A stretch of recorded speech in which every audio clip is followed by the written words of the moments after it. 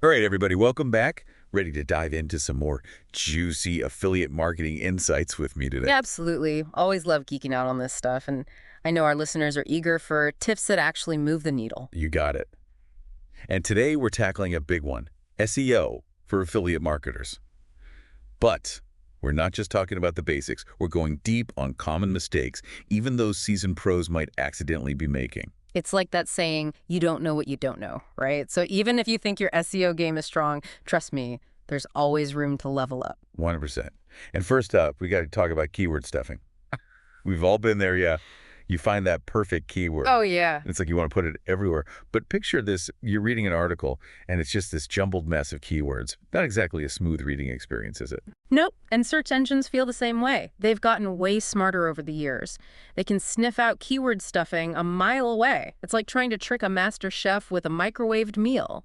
They know quality when they see it, or, well, in this case, when they read it. So instead of just cramming those keywords in, think about it more like naturally weaving them into your content.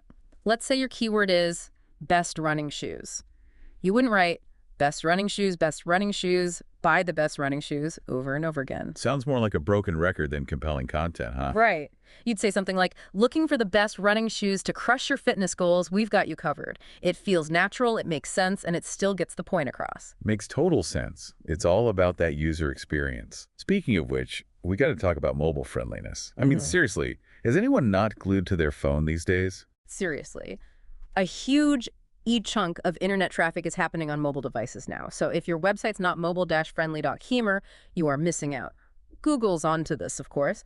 They want to serve up the best experience to their users, right? So they prioritize websites that are designed with mobile in mind. Okay, so let's break that down a bit. Mobile friendly. What does that actually mean for our listeners who are like, wait, hold on. Is my site mobile friendly? Great question.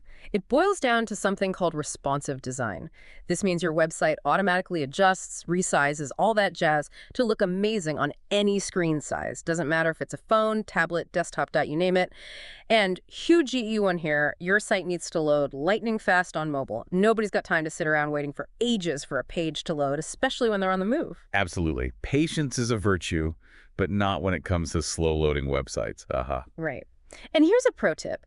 Google actually has this awesome free tool called Page Speed Insights. You plug in your URL, it analyzes your website speed, and then boom, it gives you personalized advice for speeding things up. Love it. Free and effective. Sign me up. Okay, so we've got people landing on our super sleek, mobile-friendly websites. Now let's talk about first impressions, those all-important meta tags. Ever notice how you're more likely to step into a shop with an eye-catching window display? Meta tags are kind of like that, right? Ah, your meta title and description, those little snippets of text that show up on the search results page. Prime real estate. It's like a mini billboard for your content.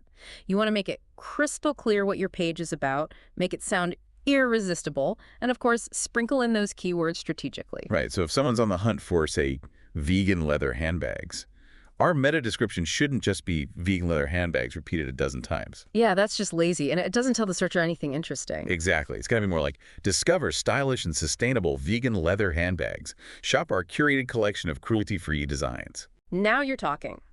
It's about painting a picture, creating a feeling, enticing that click.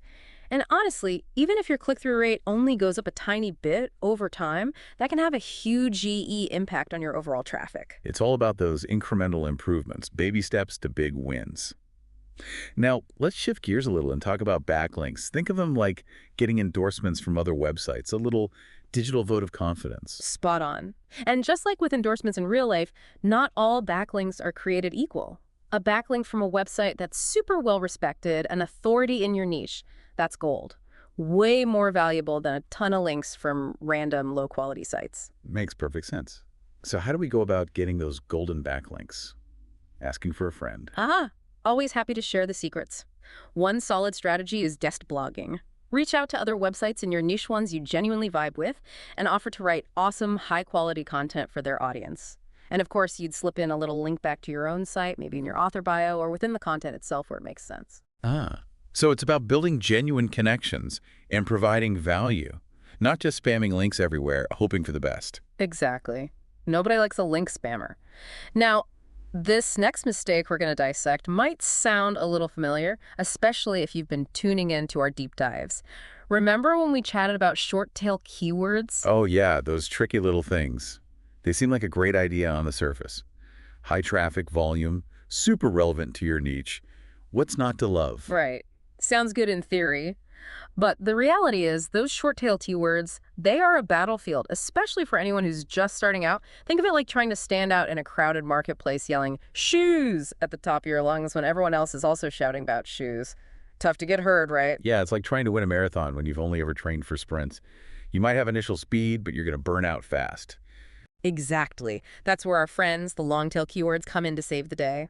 So, instead of shoes, think something more like best running shoes for flat feet, or waterproof hiking boots for women. Longer, more specific, way less competitive. So it's all about finding that sweet spot keywords that are relevant to what you do, but also specific enough that you're not battling a zillion other websites for the top spot. Nailed it. It's about working smarter, not harder, when it comes to your SEO. Love it.